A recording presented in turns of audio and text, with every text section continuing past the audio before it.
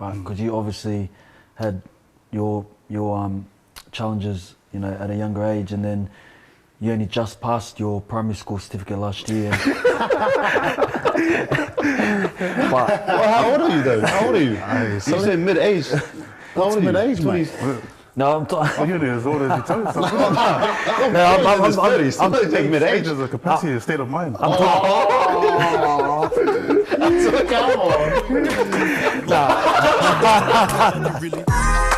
Show me, baby girl, just don't. You already know that. So just tell me how bad you really. Show me, baby girl, just don't. You already know that.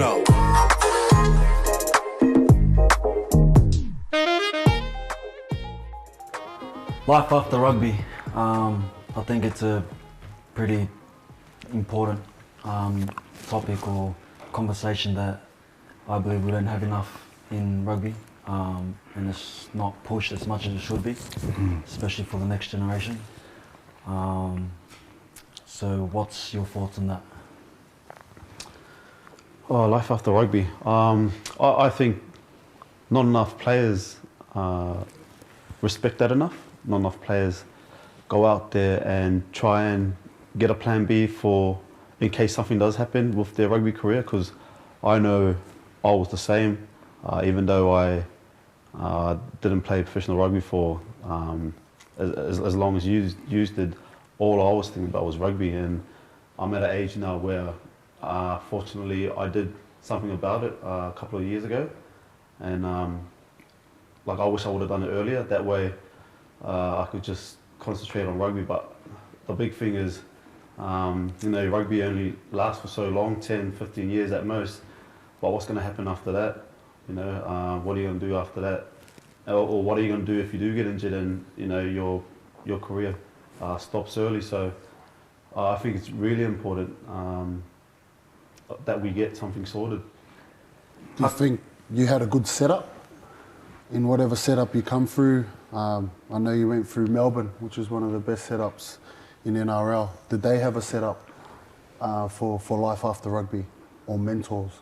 When I was there was no setup, but when you hear about their setup now, is all the new guys that come in, they're forced to do 2 weeks workforce, so they know what it's like to be in the workforce. So I think it doesn't matter what the systems are like, it's down to the person. Like if you don't take action, you're never going to, you know, get ahead 100%. with, you know, what you want to achieve outside of rugby. Also, Melbourne made players work. Oh, so they do that now. So Melbourne, anyone that comes into the system, they make them do a 2 week, I think it's 2 weeks where they go into the workforce. And training. And yeah, so they go into workforce and training. Okay, so a lot of the young boys do it, but I'm sure it's the new boys who come into the system, they force them to do it as well, which I think is pretty cool, pretty awesome, because, you know, a lot of the young boys coming through, like out of school, just go straight into full time. So some of them don't experience the real life, so to speak.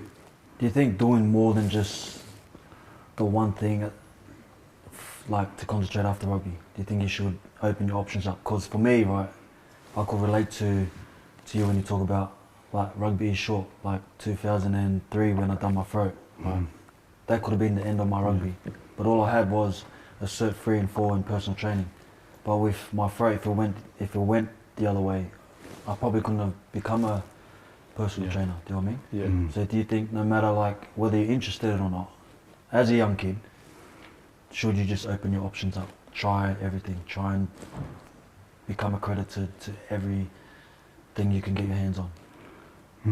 It's a tough one, because you know when I think of me coming through, you see all the time of the, you know, a lot of the young lads coming through, is how do you get them to that mind state, or you know, mindset of thinking about life after footy? Because when people come through here, they're not thinking of it like what you shared.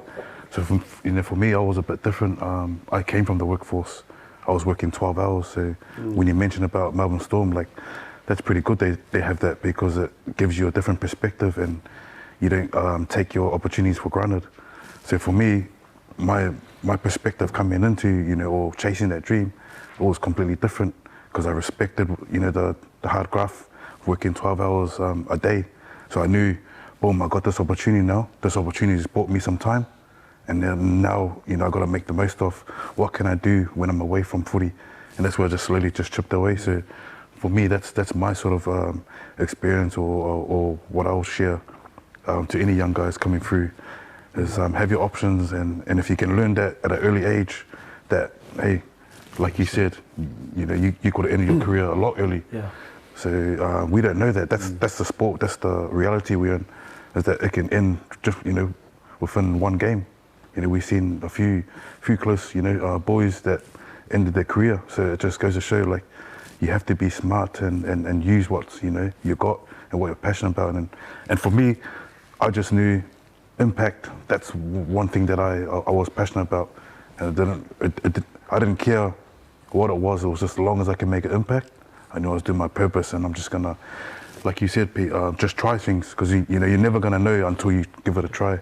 So I was just trying different courses. Okay, public speaking, doing this, doing that, and you know slowly meet people, and you know you just find things, but you eventually find something that you're passionate about and get excited about. But that's the big thing for me is be smart and look forward. You know, don't just look beyond sports, because that's the reality. Like you're blessed and lucky to live or to play 10 years, eh? Yeah. You're like, I think what you're saying, like when I look at it, obviously we've all had our kind of way to get in.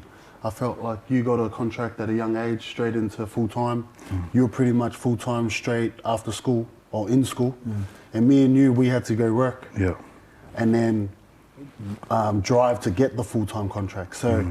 When I speak from my experience, I felt like I appreciated money more. I appreciated, like, you work hours to get this much, and then you feed your family. And then it changed, because now I'm full-time professional. I got to play rugby, something that I enjoy and I'll do every day of the week, and I still got the same amount of pay, but less hours, but more enjoyable. So I think just for young kids, appreciate the time that you have, because when you're playing full-time in rugby, your hours are very different. And then the other hours is all what you put in your mouth, how you're recovering. But during that time, there's a lot of time there to actually learn new skills. Yeah. You know? And I think public speaking is an asset that will go throughout your whole life. And public speaking also is something that it's got to be comfortable, because when you have high achievable goals, you have to speak about it. Yeah. Whether you're selling something or you're teaching something or you're giving value like this, you have to be able to speak about it. So it's an asset that you can take throughout your whole life. I want to go back to your question when you asked about setup, because you know you sort of look like you got a lot to say about it. But if you didn't work at the time, right, did you have the setup at whatever system you came through that could have made you want to work, or would you have just trained and not worked? With my experience, I took opportunities that the setup that we had at Panthers. There was opportunities where they said you could do this PT course. Now, I didn't know if I wanted to be a PT trainer, but I jumped in because of the boys. But I feel like it just depends how serious you are, because I can't say that you can do both really, really well. You know, rugby is obviously you're the start of your career, so you want to give everything you can to get a good start and get your position every week in, week out to play first grade. And sometimes when you're giving everything, like all your energy to something, it's hard to give your energy to someone else off the field. You know? Yeah. Because you're trying to establish yourself in this first grade team. So then what kind of balance, now I'm asking you the question, how would you balance that in terms of peak performance? Well, in rugby, like, something has to sacrifice, right? And most of the time, we never sacrifice our rugby, because it's either it's your dream or your goal to become a rugby league player, or that's the main support. So that's why, I don't know if you look at, I don't know if you've got friends in the game, but a course that normally takes 4 years at uni or something, for a rugby league player, it probably takes 6 or 8. Do you understand? Because we have to sacrifice something, because like we're under pressure to perform at training, right, at game day. And if we don't perform, they're gonna try and find a reason why we're not performing. Okay, and it's always gonna come to something that's off the field, right? Whether it's your mental health, or you might be trying to start a new business, or it's your course. You might need to do less hours at night so you can get some rest. But that's the hardest thing, especially for young kids. I think if we can try and push the younger kids now to not just find something to do after rugby, but to understand the balance. Like, they're gonna have to understand that it might take you a bit longer to achieve what you want off the field, right? But we do need it after rugby, because like we all agreed on that, rugby is short. It's a low percentage of guys who get to play 10 years straight, and that's 10 years straight with good money. I don't think a lot of people out there understand that. Like, you might do 5 years on less than the minimum. Do you know what I mean? Yeah. And doing that in pre-season, it's pretty fucking tough. Do you know what I mean? So it's mentally hard, and it's very important. For me, like my wife now, like my mum didn't really tell me like I needed something after rugby, okay? But my mother-in-law now, she was the one that forced it into me, right? So if I wanted to be with my wife now, I had to impress my mother-in-law, you know what I mean? So, and that's good. I think it comes down to your support system as well. I think we see it as a good thing now. We all put it into our kids, you know what I mean? All our kids play sports, not just rugby, but even the options are open on sports as well, do you know what I mean? And then education as well. I know we all push our kids to do well in school, but at the same time we let them do what they want. But yeah, going back to the setup, for me, I was pretty lucky. Coming through the night system, St. George, like, they had a good welfare group. So I was pretty lucky to get a few courses done. I got my Cert 3 and 4 personal training at nights, and then at Dragons I got my small business course. So I was pretty lucky, and also open up, I think. You know what I mean? With us, especially being Polynesian, we're shy kind of people. You know what I mean? Yeah. But I think we need to start making a change, that we just speak up. Do you know what I mean? If you never ask, the answer's always going to be no, right? Yeah. So Do you think my thoughts. the setup supports the player when the results aren't shown on the field?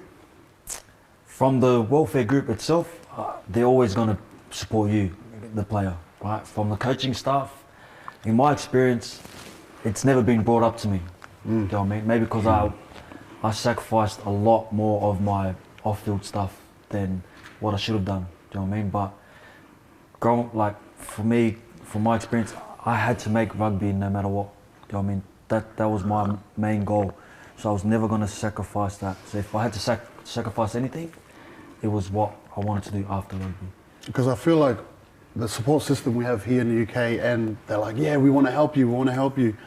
And then you go and do that, and then if the results aren't showing on the field, then that impacts like the way people look at you, the way that they think if you're not serious about rugby. Yeah. So like, yeah, I've been challenged a lot. I'll be honest now. I've been challenged a lot in this area, setting up stuff outside of rugby, because I know when your team's winning and everything's going well, whatever you're doing outside rugby is like, wow, he's awesome, good on him. Like, they're all clapping because winning rugby, winning outside. And then once the rugby starts going down, whether you're playing well or not, whether the team's winning or losing, if you're losing and you're not getting the results, they start to question. And I feel like, well, my experience, I felt like they had to look for the reason. What is the reason? Oh, that's why. He's spending too much time outside of rugby. So do you think with that, in Australia, they're more lenient with players, or they support the players more into getting something done outside of rugby than it is in the UK?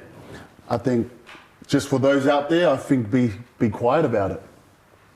Oh, about What you're doing you're doing outside off of the rugby. field. I feel like be quiet about it. I feel like, because it just gives them an excuse. Yeah. When things are going wrong, they're like, oh, wow. But then, if you flip that as well, like sometimes someone's struggling at home and they only see us on the field, and then they're playing bad, and they're quiet about it. But that's when you should reach out and get help. So it's like, I know it's business, but then you got your other stuff. So no one really knows what happens outside. But, when we're talking about life after rugby, I think that there is no level of okay or bad. you have to find a way to win both off the field and on the field. But how do you do that? That's going back to what P was saying, where a normal degree will take someone 3 years, but rugby player would take longer. I think that's kind of something the players need to get their heads around now. Yeah. Because my son, he's gone straight from school into full-time professional rugby environment. So I'm harping on him about his education, because he was able to go, he had the grades to be able to go to a university, and he knows that I want his education to be pretty much side by side with rugby. But you made a good point. Like, there's got to be a sacrifice, because his dream is to play professional rugby, be a professional player. But he's not going to do it if he doesn't put all his energy into his rugby. So that's where I come to you. Like, he needs to chip away at it. I think he needs to chip away at what he's going to do outside of rugby. That way, when he does, if something does ever happen to him, he's got that backup for him. You know, if ever he gets injured or just something bad happens, because rugby's not a long career. I don't think it's like that saying, like, less is more. You know what I mean? Like, you don't have to finish it in 6 years, right? Yeah. Or 4 years. Just as long as you get it, right? Yeah. That's just the main thing. Like, understand that, like you said, he wants to be a rugby player, okay? But you also want him to get his education done as well, Yeah. right? Whether he gets it in 12 years or 6 years, right? He's going to become it. He's going to get it. What about the guys that are old now and they've finally switched and they've got 2 more years of rugby? See, that's where I think that's where I come in. But that's what I'm saying. Like, No, you're Older. What do you say? Old, but do you know what I mean? Because Yeah, yeah. now you don't have time. Yeah. Now you Yeah. don't have 6 years. Yeah. Now you like fast track. Yeah. And Exactly. That's what I want to get to now, is because I wish I've done what we did. Like, we started a business 3 years ago, a property business, and you know, I never would have thought I would be into property. But as P was saying, you got to try different things, and you got to find something that you're passionate about. And I wouldn't have thought I was passionate about property until Gestury came and approached me about, you know, going to a property course. So I wish I had set this up a while ago, but I was in a position where I was panicking, because I knew I was coming up to my 30s and I had done nothing outside of rugby, and all I was doing was focusing on my rugby. But and that's what I'm trying to get to, you know, whoever's listening, and my son who's wanting to become a professional rugby player, is get that set up just so you got something to fall back on. I think it's like the generation just before we came through. Like, I think that they relate more to what you're talking about, right? Because then obviously they've taught us to make sure we've got something. And the hardest thing about being a rugby league player, besides your wives and the calendars and the tickets, is the transitioning bit. That's why you see a lot of rugby league players struggle from retirement to trying to find something, because they leave it too late. yeah. I mean, but this is what we need to stop, right? This is what we need to start harping and getting into the younger kids, that you're going to need something after rugby, right? You don't want to wait until you got 2 years left in your contract, or until you retire, and then you want to decide to do something. Right? Let's say you got a 4-year course, you got 2 years left of rugby. Right, after you finish, you got 2 more years of trying to do it, and your kids and your wife need support. You know what I mean? You know, there's one thing that I would advise, and I know it's win. You know how I was talking about the win-win. Yeah. Well, if you're a rugby player and you're young, right? You've come into the professional world of Super League, NRL. You've got sponsors everywhere, right? And you're now a professional rugby player. So what's stopping you from reaching out to, you know, people at the club and say, look, I'm interested in IT. Do we have a sponsor that does IT? I'd like to do a day's work with him on my days off. I want to see what it's about. And if you like it, then you know, yep, I'm writing that down. There'll be something after rugby. Okay. What else am I interested in? Gyms. Do we have a sponsor here that has a gym? Yep. Okay, I want to go do a day's work. You know, that would probably be the best advice. And then you actually go in, you do the job, and you see if you like it or not, you know? And then you kind of got a kind of list of like, man, I really enjoyed that. Oh, that was okay. But at least you're thinking about it, you know what I mean? So in terms of fee, like, don't go and spend hours and hours on IT. Just go do a day and see if you like it, but keep your focus on your pre-season, getting ready for your games, your training. So that's just one thing, one way I would do differently. While you're on that, right, for the youngins out there, right, where do you think they could get help, or with all the systems we know now? Yeah. Right, what do you reckon is the best places for them to try and get a head start on finding something after rugby? Besides like what you're on about, is there anything else? I think a lot of the senior boys can come into this. Yeah. Because, you know, when the young boys come in, that's who they look up to, are the senior boys in the team. So I think if they approach the senior boys, I'm sure the senior boys would love to help the young boys out and showing them the direction they need to go in. But that's an awesome point that you put up, because, you know, what's to stop a young fella just, you know, trying to find out what he likes by volunteering to go to, you know, IT or wherever they choose to go. But there's got to be a push though, like, because you got to think those young guys won't go and do it. So there needs to be someone there pushing them or guiding them to go and do it. Well, that's like, we have a lady at CAS. Oh, come for a meeting. I went for 3 meetings and no course is available to what I want to do. Yeah. But I know for sure, when I rewind and I look now, surely there's someone in the club that owns a business. And he got to say, oh, Jess, I know you want to do this, but I think this and this connects to that business. Maybe this is his number, Daryl. Call Daryl and ask for a day. See if you like that. Yeah. You know what I mean? What's your take on that? When you've met up with people who write down what you want to achieve or what courses, did you ever get a result? 50-50. You know, for me, just talking personally, I've always sort of been that thing what you're talking about. Just try something and not wait till you at the end of the cliff or until you're in the deep end before you try and swim. You know, like what do I got to do now? So I think a little bit going back to what you said as well, Pete. If you're a young guy coming through, all you got to do is fast forward 10 years and look at the athlete that hasn't done anything. That's where you're going to be in 10 years if you don't start being proactive now and slowly start chipping things away. So for me, I knew coming in late, but don't waste this time. So like I think it's important, like clarity. You want to know what you want and then your why. Because when you find out your why, that takes care of the what and the how. So when you find the why and on what you want to do, you know, after 40, for me, I knew straight away I want to make an impact. And then the what and the how just takes care of itself. It's already forming, and this is part of the puzzle now. You know, being able to blessing to do this with you guys. You know, to speak life, to impact the one. So I feel like this is just part of the puzzle, and there's plenty more if you just continue to be proactive about it and just chip it one day at a time. We touched a little bit on the younger players, like the ones coming through now. But I think you're a good example for the players who are the mid-age players, right? Because you obviously had your challenges, you know, at a younger age, and then you only just passed your primary school certificate last year. But how old are you though? How old are you? You said mid-age. How old are you? Mid-age, mate? No, I'm Oh, you're as old as you tell yourself. I'm taking mid-age. There's a capacity, a state of mind. Come on.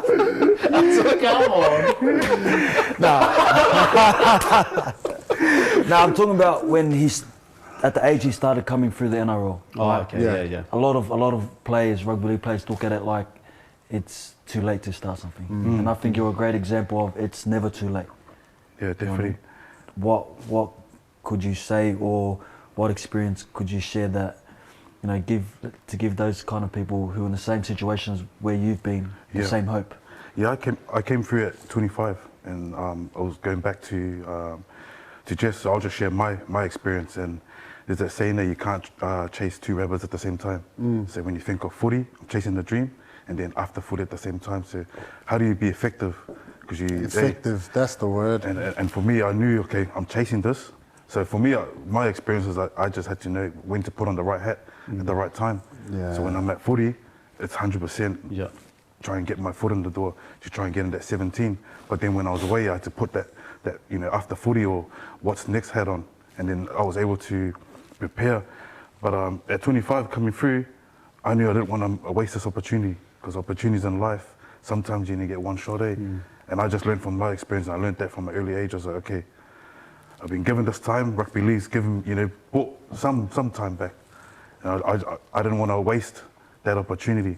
And it's been, like I said, proactive. Don't take these opportunities for granted. And I feel like, yeah, like you said, a lot of young boys come through, like myself, and they think it's sweet because you're playing, hey, you're in the team, everything's going good.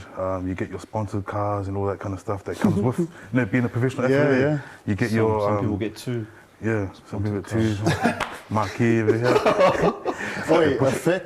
Effective, prepare, and opportunity. Those are the 3 things that I got from you, man. Yeah. Oh, and just going, That's powerful. Just going back That's on powerful. that, even sharing our experiences, and for the young guys, you can have all the welfare officers come in, but it's like a gym. You can get a personal trainer, but he can't do your press-ups for you. Yes. You got to do your own press-ups.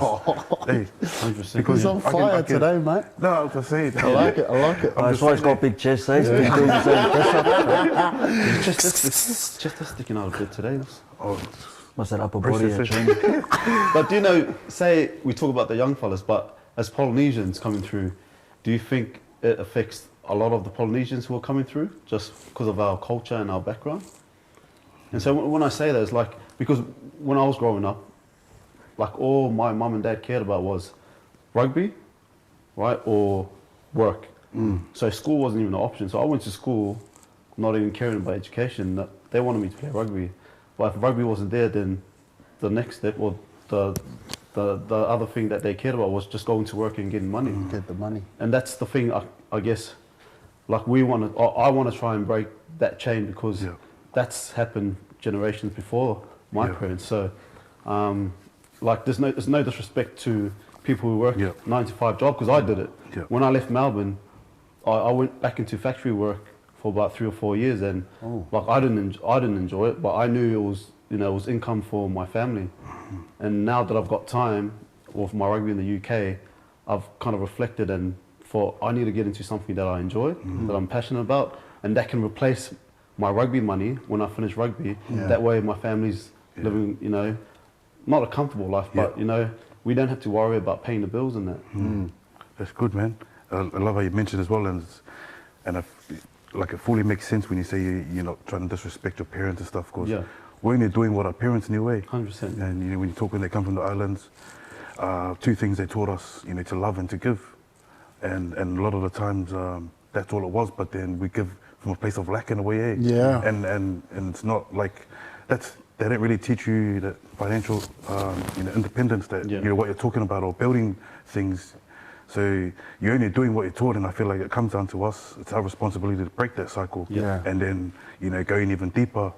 What you guys, even you, Pete, like you're in the property game. It's like, okay, when you talk about the 4 quadrants, if those that know, like Uncle Robert talks about it, but it's knowing what side you're on. Yes, yes. Because when then Uncle Robert, they're sucky, man. We're talking about Robert Whittaker. I got you. Robbie Williams. sometimes the offer is ready. But hey, it's knowing what side of the quadrant you're on. And the left, and the left side is that Employees, state. self-employed. So when you talk about the 9 to 5, it's knowing where you are, and then and even us as professional athletes, because we're sort of in the liability in a way. The reality is, we get injured, boom, our job's gone. Well, we'll be classified in the self-employed. Yeah. If we don't show up to training, we don't get paid. Exactly, and then the right side, so Who doesn't get paid if you don't show up to training? The athlete. Oh, he still gets paid. Ali still pays him. Because you signed the wrong contract. I signed yearly salary. You signed match payment. Pay as you play. Play as you pay, that one. Yeah, well, that's the big focus. There's a line there, and you got employees, you got self-employed, and then you got the other side, which is the business, and you got investors. Yeah. And this side usually it's called passive income. Yeah. Okay, so we're all taught to be really good on the left side of the quadrant, right? The goal now for me personally is get on the right side. Yeah. And imagine if I can get on the right side of the quadrant, my family, my kids under me can all change over as well. Yeah. Now, I just want to go back with the win-win, right? Because I think I was the only player in the NRL that actually worked after the game. And I think my mentality is I'm playing rugby and then I go and work because I need extra money. I had a daughter real young. I had to provide for mum, my daughter, and Estelle. Yeah. And this is the only way I knew. So after like my debut year, I used to be straight into the dressing room after the games, put on the suit, straight to Penafara cell and do security. Yeah. You know what I mean? And my shifts were obviously, I'd get there and I'll finish 6 in the morning. But in saying that, like, if I didn't do that and I didn't experience the game, I mean, well, the game of working a 9 to 5, whatever, after what I love, I don't think I would understand that I wanted to be on that side. Yeah. I didn't want to be the security guard, you know? Yeah. I wanted to be the boss who told the guard to come here, you know? Yeah. But yeah, I think that's that's why I'm so passionate, and I think I'm different over here. Yeah. Is I got here, and it was the first time in my life I actually just played rugby and went home. Yeah. And I was losing myself. Like I didn't know what to do. Did you have to go find yourself sometimes? Yeah, 100%. Find him, send. Find him, send. Like, you know what I mean? Like, and then I think it's just naturally, it's in me that I have to do something outside of rugby. It's not like it's the first time I come to Cass and then I went into business. Like, it's not the first time I've done something outside of rugby. And I think that was something really strange that Cass didn't understand. Yeah. They didn't understand that I do what I do on the field, but I always have something on the side. Like, it's just, I don't know how do you put in words? Like, it's not the first time I had something on the side in terms of bringing something for my family. You're just accustomed to it, you know what I mean? Because you've been doing it for so long. Before you come here. I'll let you go because I know you want to say something, but No. you said you wanted to support Estelle. Was it support or because I know she used to shout you heaps when you were younger, so were you paying her back? Were you paying her back or supporting her? Yeah, from 17 to 18. 17 to 19. Yeah, she used to pay the bus ticket for me to get to the movies and then pay for the movies to get in. And then she used to pay for the taxi to get out. Oh, that's a good subject for another time. You know, how our wives, how important partners are to rugby. She never worked. Hey, no, just chill out, Nels. Hey, told you another episode. But back to you because I know you had something. Sorry, I took over, but go. No, don't be sorry. No, because you're talking and it sort of brought me back to what Q was saying about what our parents taught us, and all they taught us was to work hard and get money. Yep. So what we knew, trade your time for money. Yeah, and just that vicious cycle that we see. For us, and there's no offense in working, but I think as a young guy coming through, if you can understand that at an early age, it's like, look, your rugby league contract's not going to last forever. You need to find ways to build an asset-based income, like money that you can make while you're sleeping. So I think if you can get that early now, it's like, hey, there's a time limit to what you're going to earn, and the thing is, we don't know when that's going to end. How do you 10x it? Yeah. So exactly, and you brought that up, and it's massive respect to you because I remember thinking, how will you actually have the energy to go to work, especially after playing the NRL game.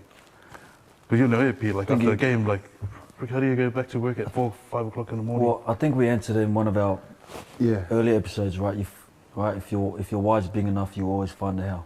Right? I think that's where it's always going to come down to, because obviously it wasn't something Jess wanted to do. If I'm correct, it was something you had to do, right? Yeah. You had to do it. I always think if you're in the same situation as me, anyone would have done it. And that's the difference. I think anyone would have done it. Yeah. But yeah, it was like a game. The game of life I didn't want to lose. Yeah, that's so how I good. seen it. I said I did something that I loved, and playing rugby I just loved it. Like everything. I didn't care if it took me 24 hours to play rugby, I'd do it. And then I knew I needed to go here because that is going to look after that over here. Yeah.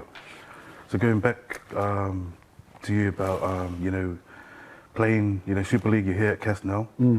We're in a performance-based thing. Like that's the reality. You didn't perform, cut for a day. Yeah. So for you, do you feel like at any time, you talked about you were preparing on the side? Did you feel like how do you say it? Like Affected. Yeah, affect your performance in any way, yeah. or was your performance you knew you were on, Yeah. and then you were able to? It kind of counters itself, because during that down frame, I'd say, I had a lot of side stuff happening, but I had a lot of marriage stuff happening as well. And I think I was hiding the marriage and the marriage stuff and family stuff, hiding it with the side business. And that was my get out. Yeah. When I look at it now. But I never lost the love for rugby. Yeah. So I always trained hard, did whatever. And then because I think I was actually scared to go home and face it. So I was like, oh, keep busy. Okay, I'm going to do this. I'm going to do yard vibes. I'm going to, you know. But the lessons, man, like the lessons I got from that side was pretty much the lessons to get on the right side of the quadrant. So it's a lose but a win, but it's also growth in terms of who I became and what I saw and how to love. Did a club ever ask you, well, let's go back, like, did you ever perform bad at a time? I felt like Or what was expected? it was more pressure on me because I'm loud about what I do. Like I used to think that was value. I used to think, fuck, if I'm doing this, then I can show the world that anyone can do anything in your life. Whether it's a rugby league player, whether it's an event outside of rugby, and I shared it. But then I shared that, and at the same time, our results on the field wasn't going well. And yeah, my performances were inconsistent. I don't think it was a down, it was just inconsistent. That's how I felt like I played. And do you think you were treated as a scapegoat for what was happening? Because you're an easy target with the stuff that you're doing outside of rugby? Because you're being loud about it? Because you probably had players in the team who were doing the same thing, trying to, you know, figure out what they were going to do outside of rugby, but because you were the one that was being loud and your team's performance were, you know, inconsistent, do you think you're kind of the scapegoat, or? Look, I put my hand up. That's what I'll say first, is that I put my hand up that I was playing shit some weeks and then I was playing awesome. But there was more shit weeks than awesome weeks. But then when I look at it now as a person and I step back, you know, like I probably wanted to be a better player than better on the outside, if that makes sense. And I probably wanted to have my performances a lot higher, and then I think it shuts that gate of them blaming me. So I'll take responsibility in terms of that, but I do reckon this is a big lesson for someone out there that wants to do business and stuff, that I don't think you should stop, but I do think you should get the education and then just be effective with what you're doing. Where I was like, rah, and no strategy, and I didn't know anyone in my family, I don't know anyone around me that was trying to do what I was doing. So that's probably why I was a bit scattered. And if I did reach out and ask someone, maybe I would have been more effective. And then I would have seen opportunities and I would have prepared well. I'm just thinking, like, you know, just coming on the back of that, I'm not too sure what happened, but do you feel like you could have been more effective as well if you were able to communicate with that with the coach or the club? You go, hey, this is what I'm doing, you know, I've got this many years, I'm going to give you my best 3 years or whatever, however long your contract's left. This is main priority, but I'm playing this on the side because I know footy's not last forever. Do you feel like a lot of the things got to change if you were able to communicate that and share that vision or that, you know, with the coach, if that makes sense, you know, so he could see as well? It's hard, man, because if you know rugby league, some coaches are rugby for life. That's it. There's nothing else but rugby. Most coaches, you know. So if you're coming in and saying that you're not all in for rugby and you're doing a bit over here, the coach is going, nah, you might as well get out. You know what I mean? But most coaches are just rugby for life. I think because the toughest time with this subject with him was, it was in lockdown, do you know what I mean? Jesse was going rah in lockdown while we were all at home like this, do you know what I mean? And at the time he didn't really understand, like, I remember me and Jess had a chat back then, like he was just trying to do what he could to support his family because we all took pay cuts then, right? But then he sort of forgot that we're here because of rugby, right? That was our main support, so we had to understand where the club came from. And at the same time, we were trying to do the best for our families at the time. But that just goes back to who you are. Like when you were back at Penrith, you know what I mean? You had a contract with Penrith, but you had to work. Like you had to do what you got to do. You know what I mean? I honestly thought lockdown was it. Done. Well, I thought we're gonna lose Cass because you know everyone's saying, oh, the Sky deal and this and that. That's gone, and I said, okay, how do I get my family from here back to Australia? And it was going to cost nearly 100 grand or 50 grand. And I was thinking, well, I need to when Cass stopped paying me, I need to have enough money to go. We're back home. Yeah. Pay anything, whatever it took. I'll get my family. So I started building that on the side. Yeah. Going back to when you were saying you had problems at home with your family, like looking deeper into it, do you think that it was more the family problems you were having that kind of affected that? Yeah. Because when with me, if I'm not sweet with my family at home, then that's affecting my rugby. It's like we always talk about, you know, you're only happy on the field if off the field Yeah, you're good, 100%, right? yeah. So you feel like that was the reason why your performance was inconsistent, not the actual business yourself. I think this is for 'Cause another you're doing that, podcast, right? eh? It is. Because but at the you moment just brought we're up at the question. we're at life after rugby, but we'll Yeah. save this subject. But honestly, life after rugby, what's one good giveaway that we could all give? I reckon. What's one giveaway that you wish someone told you? For me, Go that way. for me, preparation is key for retirement, right? Yeah. Be prepared. So then, you know, they always say, you know, forgot the quote now. Offload, man. Offload, can you offload back to me? Offload back to me. Sometimes they didn't get another chance. Eh? That's your chance, that's your chance.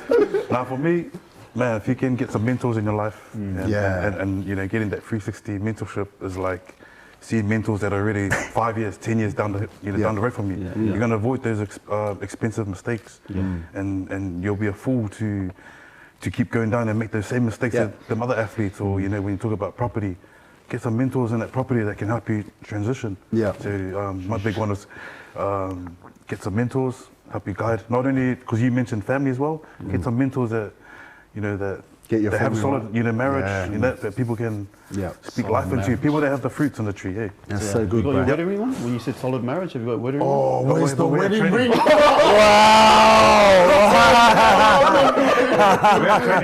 No, sorry. Also, solid. Wow, You're gonna say funny. solid marriage. You Make gotta sure be the rings careful on. pointing the finger. You know what I mean? 'Cause I got it. I think mine is, I reckon, as a young kid, just understand money. Understand debt and money. And maybe that will change your perspective of how you want to work or not work. Do you want to go back to Yeah, you? come back before- to me. Yeah. I think it's come back to me. Yeah, you now. got it? Yeah, No, second. I just want to say, expect the best, but prepare for the worst. Ah. You got the assist? Yeah. So Assist it. just a big one for me is you're a product of your environment. So as a kid, figure out what you want to do, know who you want to hang out with, and go and get some guidance of those people, especially the senior players, and don't be afraid to get uncomfortable. Like you can get uncomfortable with rugby, then you can get uncomfortable with the real world, whether it's property, business, or whatever you want to achieve. So you're a product of your environment. Go and hang out with the people you want to be like. So just tell me how bad you really. Show me, baby girl, just don't.